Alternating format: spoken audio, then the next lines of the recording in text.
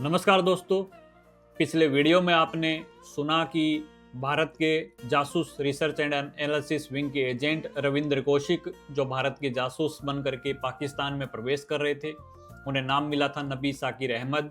तो नबी साकिर अहमद अमृतसर से लाहौर जाने वाली बस में सवार हो जाते हैं, अपने मिशन के लिए निकल पड़ते हैं। इस मिशन की जो यात्रा होती है उसी के दौरान आगे की सीट पर वो बैठे होते हैं और उन्हें विचार करते करते अचानक नींद आ जाती है। खिड़की से सर लगाकर सो रहे होते हैं। पाकिस्तान चेक पोस्ट पे जाने के बाद बस अचानक रुकती है। बस के दरवाजे को खटखटाया जाता है, बस का दरवाजा खुलता है, बूटों की आवाज़ आनी शुरू हो जाती है। पाकिस्तान आर्मी के कुछ जवान बस में चढ़ जाते हैं और सबको चेक करना शुरू करते हैं। यहाँ जब रेंजर्स पाकिस्तान के सामने आते हैं तो हर कोई व्यक्ति सहमा सहमा सा होता है, क्योंकि पाकिस्तान की भी आवाम को अच्छे से पता होता है कि पाकिस्तानी रेंजर्स व्यवहार कैसे करते हैं। चाहे आप पाकिस्तानी हो या हिंदुस्तानी हो, आपके साथ व्यवहार जो है बहुत ही दोगला व्यवहार उस समय देखा जाता है। एक कड़क आवाज़ आती है, सब लोग अपनी अपनी जगह पे बैठे रहोगे, कोई हिलेगा नहीं, अपने अपने कागज बाहर निकाल के रखो, कागज चेक किए जाएंगे, ये चेक पोस्ट है।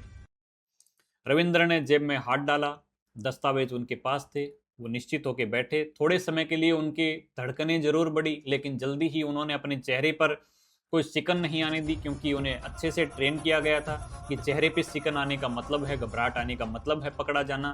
तुम्हारा सबसे बड़ा हथियार निडरता ही होगा, तो तुम्हें अपने आप को निडर रखकर उनके सामने पेश करना होगा। रविंद्र, जो कि नबी साकिर अहमद बन करके वहाँ बैठे थे, वो आगे वाली सीट पर अपने पास बैठे हुए एक अधेड़ को देख रहे हैं। उस अधेड़ के माथे पर पसीना आ जाता है, ना चाहते भी वो घबरा जाते हैं। और रेंजर जब उनकी तरफ आंख बढ़ा करके पूछता है कि कागज दिखाओ, तो आदमी रेंजर को कागज दे देता है। दस्तावेज देखकर पाकिस्तानी रेंजर पूछता है, तुम्हारा नाम क्या है और कहाँ से आ रहे हो? साजिद अली मोहब्बत। और वो कहते हैं कि मैं पठानकोट से आया हूँ, लाहौर होते हुए आ रहा हूँ। हिंदुस्तानी देखते ही रेंजर उनका कॉलर पकड़ता है, तो थप्पड़ जड़ देता है और राइफल की बट से उनके सर पे बहुत जोर से मारता है। इस आदमी के एक खून का फुवारा फूट पड़ता है। सर से जब खून निकलता है तो खून की बूंदें बगल में रविंद्र के कुर्ते और चेहरे पे जाकर गिरती हैं। बस में सन्नाटा छा जाता है, केवल उस व्यक्ति की चीखें सुनाई देती हैं। बूटों की गूंज अभी भी आ रही थी। दौड़ करके कुछ पाकिस्तानी रेंजर्स और उस बस में चढ़ जाते हैं। ऐसा लग रहा था जैसे आज उनके अंदर की हैवानियत सारी बाहर आकर मानेगी। ऐसा लग रहा था जैसे वातावरण पूरा बोझिल हो गया है, जंग के जैसा वातावरण महसूस हो रहा था। पूरे वातावरण को देखकर अंदाजा यह लगाया जा सकता था कि खतरनाक माहौल था। उस व्यक्ति के लिए 3rd डिग्री जैसा टॉर्चर महसूस हो रहा था और आसपास में जितने भी रेंजर्स खड़े थे बहुत ही क्रूरता से उनको देख रहे थे। अब पाकिस्तानी रेंजर्स उनकी तरफ घूमता है तो रविंद्र को ऊपर से नीचे तक देखता है। क्योंकि रविंद्र पहले से ही पाकिस्तान की वेशभूषा और उनमें अच्छे से ढल चुके थे, नाम भी बदल चुका था नबी साकिर अहमद। पता था कि बाई चांस इनके वस्त्र उतरवा के चेक किया जा सकता है, तो उसका भी इंतजाम पहले से खतना करवा कर लिया था। रविंद्र का दिल अब भी डर रहा था, अगर आज पकड़ा गया तो कहानी खत्म है। अचानक उनके जहन में माँ आने लग गई, पिता की जो उन पे विश्वास था वो आने लग गया।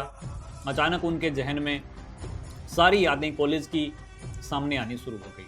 लेकिन अगले ही पल फिर वही भगत सिंह की तस्वीर उनका सहारा बनी।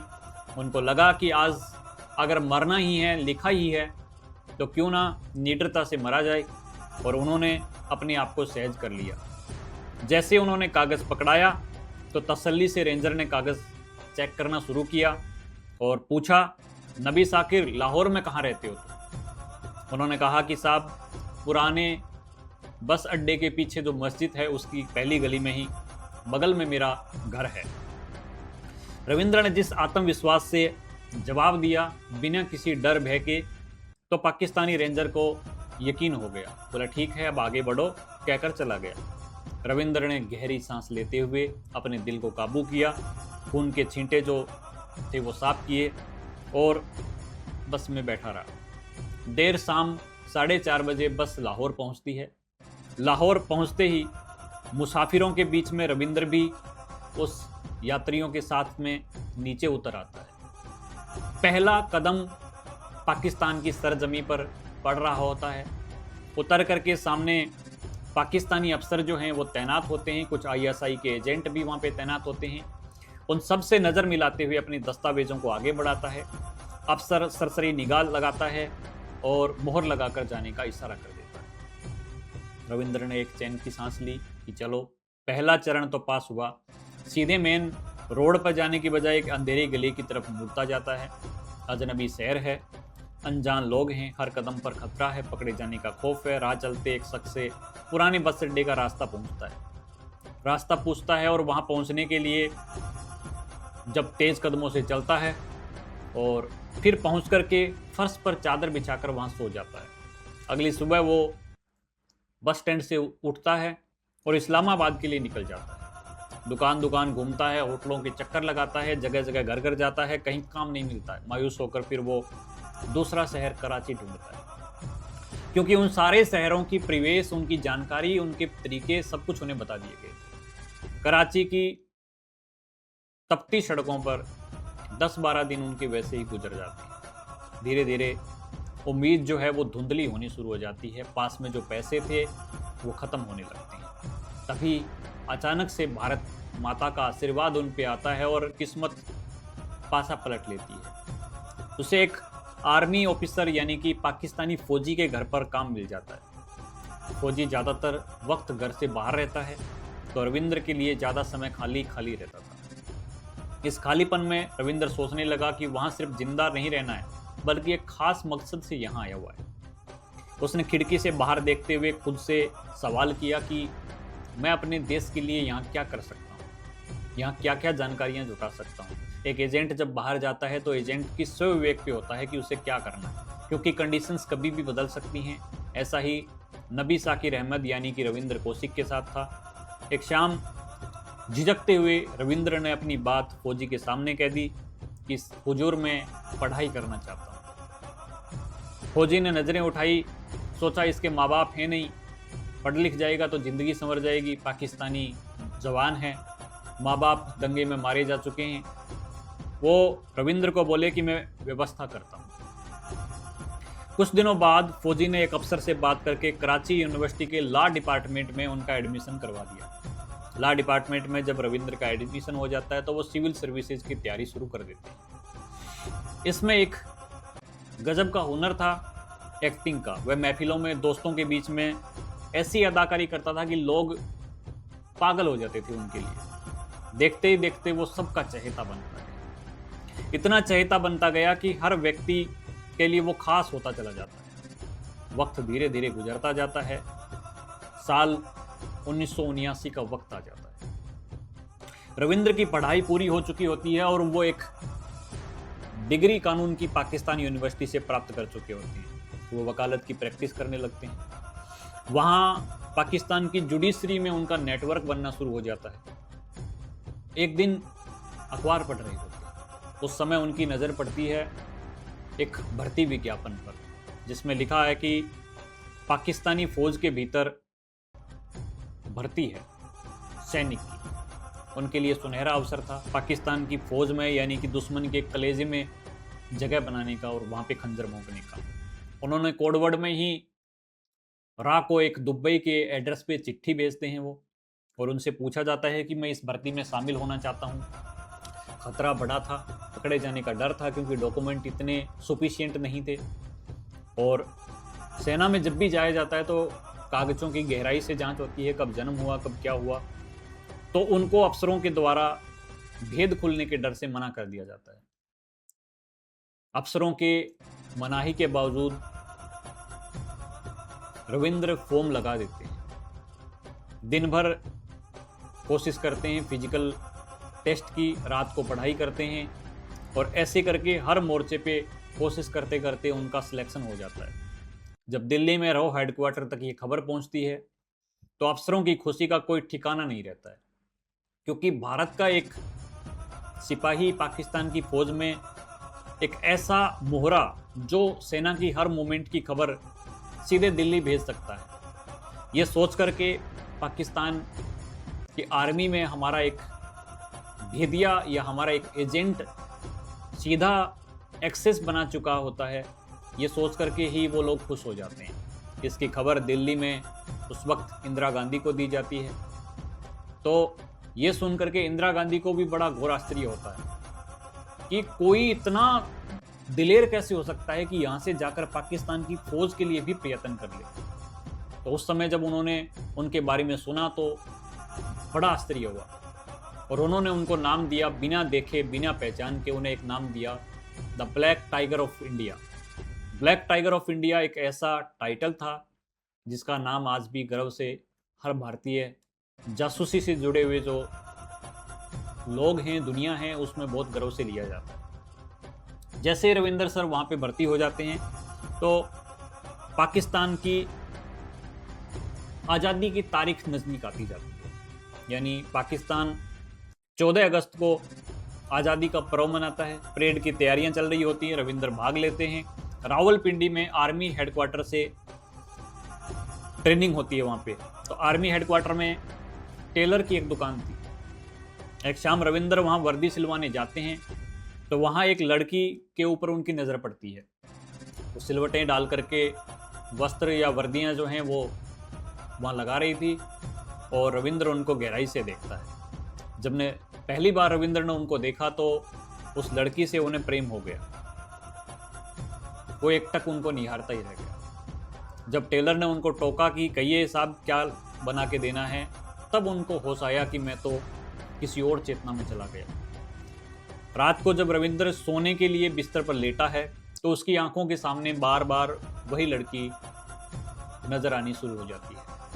रविंद्र कुछ पल के लिए सोचता है कि मैं यहाँ तक आया हूँ, अपनी पहचान बदली है, नबी साबिर अहमद बन करके आया हूँ, कहीं मेरी ये नबी साकिर अहमद बनने की कोशिश इस लड़की की वजह से विफल ना हो जाए। लेकिन फिर जब कोई फैसला नहीं हो पाता है तो वो अगले दिन फिर उस लड़की की तरफ सोचते सोचते टेलर की दुकान पर चला जाता है और पूछता है कि जो वर्दी मैंने दी है क्या वो जल्दी मिल सकती है। इस दरमियान उस लड़की से थोड़ी बहुत बातचीत होनी शुरू होती है। नाम पूछ लिया जाता है, नाम बताते हैं अमानत।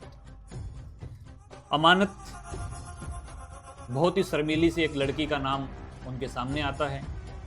इसके बारे में 12 अगस्त को जब रविंद्र को नई वर्दी मिलती है तो 14 अगस्त को पाकिस्तान का योम आज़ादी यानी कि आज़ादी का दिन होता है।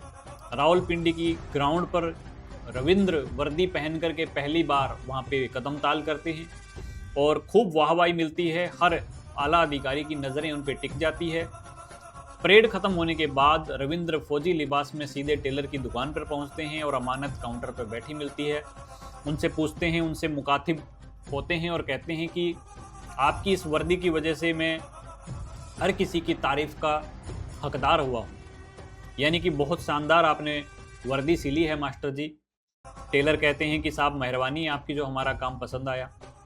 रविंद्र बात करते हुए अमानत की तरफ देखते हैं। धीरे धीरे ये बातें अमानत को भी समझ में आ जाती है कि शायद मेरे ही प्रशंसा के 2 लफ्ज़ सुनने के लिए वो खड़े हैं।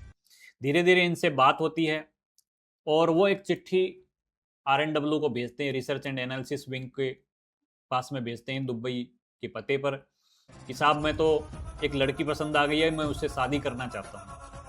रो की तरफ से मैसेज मिला, ये तो बहुत अच्छी बात है। शादी होने के बाद तो किसी को शक ही नहीं होगा, जैसे हमारे अजीत डोभाल साहब ने भी वहाँ शादी कर ली थी, कहते हैं ऐसा। तो बोले कि बहुत अच्छी बात है। एक रोज़ रविंद्र ने अमानत को मिलने के लिए बुलाया तो देखने के बाद उनको कहा कि भाई देखो मैं तुमसे शादी करना चाहता हूँ। वो बोले कि मेरे अब्बूजान से जाकर बात करनी होगी। वो गए, उनसे बात करी, वो राज़ी हो गए क्योंकि एक तो सिपाही, वो भी पाकिस्तानी फ़ौज का हीरो जैसी कदकाठी का, बहुत सुंदर दिखने वाला, ये किसी तोहफे से कम नहीं था। तो उन्होंने फ़ौरन हाँ कर दी। वो जब बात चलती है, वक्त गुजरता है, शादी हो जाती है। तो 1981 में रविंद्र को पता चलता है कि उसके छोटे भाई राजेश्वर की शादी तय हो गई है। उसने RNW को चिट्ठी भेजी कि वो शादी में आना चाहता है, लेकिन परमिशन नहीं मिलती है। रविंद्र RNW को दोबारा चिट्ठी भेजता है। उसके बाद रविंद्र को भारत लाने के लिए इंतजाम किया जाता है। आर्मी की निजी काम का हवाला देकर सऊदी अरब पहुंचता है, वहाँ से दुबई के रास्ते दिल्ली और फिर गंगानगर पहुंच जाता है। खूब मस्ती करता है, फेवरेट गानों पे डांस होता है, लोगों से मिलता है। फिर जब रविंद्र के पिता उनसे कहते हैं तुम्हारे छोटे भाई की शादी हो गई, तुम भी कर लो, रविंद्र थोड़ा भावुक हो जाता है। भावुक होने के बाद रविंद्र सर अपने पिता को पूरी बात बोल देते हैं कि मैं रॉ के लिए पाकिस्तान में काम करता हूँ, फौजी अफसर बन गया हूँ, शादी कर ली है, जल्द पिता बनने वाला हूँ। पिता जब सुनते हैं तो बड़ा अजीब लगता है। बिना बताए शादी, और वो भी पाकिस्तानी लड़की से, रविंद्र के पिता को सदमा सा लग जाता है। धीरे धीरे ये बात उनके दोस्तों को भी पहुंचती है, भाई को भी पता चलती है। ये वो दौर था जब एक तरफ पाकिस्तान परमाणु बम बनाने की तैयारी कर रहा था, दूसरी साइड पाकिस्तान में उग्रवाद खालिस्तान चरम पर था। सेना में होने की वजह से रविंद्र फौज की तैयारियां, मूवमेंट, उनके दस्तावेज, उनकी पोजीशंस, तो सब पता लग जाता था। ये सारी सूचनाएं भारत भेजी जाने लगी और उन सूचनाओं की वजह से भारत और पाकिस्तान बॉर्डर, खासतौर पर राजस्थान और पंजाब बॉर्डर पर पाकिस्तान की साजिशें नाकाम होती चली गई। मोटी मोटी एक सूचना माने तो 20,000 भारतीय जवानों की जान उनकी वजह से बची। लेकिन 1983 आते आते अपने ओहदे की वजह से रविंद्र को खुफिया जानकारी भेजने में दिक्कत होने लगी। जैसे जैसे उनका ओहदा बड़ा हुआ, सिक्योरिटी के बीच रहने लग गए, सिक्योरिटी मिली, घर पर गार्ड रहते थे, अमानत से भी रात छुपाना पड़ता था। ऐसे में मदद करने के लिए RNW ने उनका एक साथी बना के भेजा, इनायत मसीह नाम के एजेंट को। दुर्भाग्य से इनायत मसीह ISI के भेंट चढ़ जाता है उतरते ही। असल में ये सारा इनपुट CIA उनको प्रोवाइड करवाती है। CIA के माध्यम से ISI को बताया जाता है कि ऐसे ऐसे करके एक एजेंट भारत का आया है जो किसी की मदद करने आया। अब किसकी मदद करने आया है ये किसी को पता नहीं होता। यहाँ शुरू होती है असली परीक्षा। ISI उसे बुरी तरह टॉर्चर करती है। अब दुश्मन देश में आपके साथ अच्छा सलूक तो नहीं किया जाएगा, यह तो स्वाभाविक सी बात है, और वो भी अगर आप दुश्मन देश में जासूस बन करके आए हैं। पाकिस्तान का कोई जासूस अगर आपको मिल जाए तो आप भी उसके साथ जितनी हद तक टूट करके आप उसको सज़ा दे सकते हैं वही कोशिश करेंगे। ठीक ऐसा ही ISI भी करती है। ISI मानवता को साइड रखते हुए उसको जम करके टॉर्चर करती है। इनायत मसीह टूट जाता है और वो राज उगल देता है कि मैं यहाँ पर पाकिस्तान आर्मी में नबी साबिर अहमद नाम का एक मेजर है, वह भारत का RNW का जासूस है, मैं उससे मिलने आया। ISI ने इनायत से कहा कि वो नब्बी को मिलने के लिए बुलाए क्योंकि ट्रैप करना था। इनायत ने वैसा ही किया। कराची के जिन्ना गार्डन में दोनों का मिलना तय हुआ। शाम के 7:30 बजे का समय था।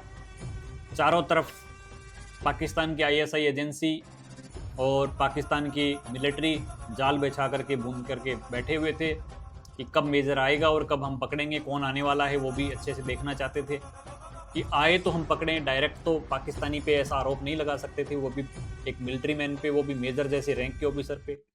लिहाजा बहुत ही सख्ती के साथ में छुप करके वो पूरा इंतजार करते हैं। 7:30 बजे शाम का वक्त होता है। चारों तरफ गार्डन में स्ट्रीट लाइटें जो लगी होती हैं, गार्डन लाइटें जो लगी होती हैं, वहाँ पे वो झूल रही थी। हल्का हल्का उजाला था। शाम के समय में झिंगुर की आवाज़ें वहाँ आ रही थी। दूसरी साइड वहाँ पे पाकिस्तान का आर्मी का कैंप भी आधा किलोमीटर दूर जिन्ना गार्डन से, तो वहाँ से बंदूकों की बट बजने की आवाज़ें आ रही थी क्योंकि 7:30 बजे आर्मी का डे परेड ख़त्म होता है। शाम के समय में जो रूटीन परेड होती है वो हो रही थी। एक तरफ परेड चल रही थी, दूसरी तरफ मेजर के लिए एक जाल बुना गया था कि जैसे वो आए और पकड़ें। मेजर जैसे ही गार्डन में प्रवेश करते हैं, एक साइड किसी पेड़ के नीचे ISI द्वारा टॉर्चर किया हुआ इनायत मसीह है जो एजेंट था वो बैठा हुआ मिलता है। जैसे ही वो दोनों बैठ करके बातचीत करने के लिए बैठते हैं, उसी समय दोनों को वहाँ की आर्मी के द्वारा और ISI के द्वारा उठा लिया जाता है। इधर जब दोनों को उठा लिया जाता है, दबोच लिया जाता है, तो रविंद्र का भेद खुल जाता है। उसे पाकिस्तान की अलग अलग जेलों में रखा गया। उस पर अनगिनत जुल्म किए गए।